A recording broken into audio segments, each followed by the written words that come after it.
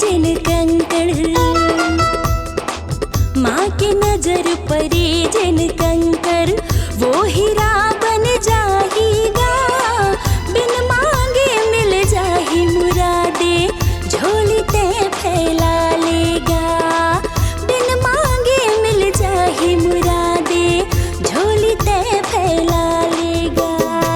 ये साचा दरबार है भैया,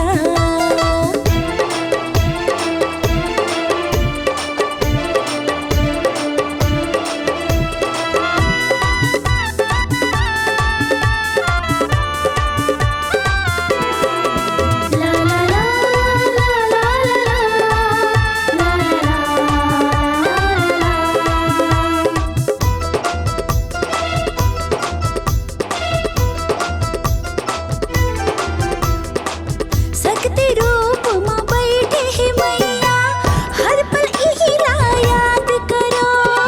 सकते रूप माँ बैठे है मैया, हर पल हीरा याद करो। हर मुश्किल आसान हो जाही, सब दिल से फरियाद करो। हर मुश्किल आसान हो जाही, सब दिल से फरियाद करो।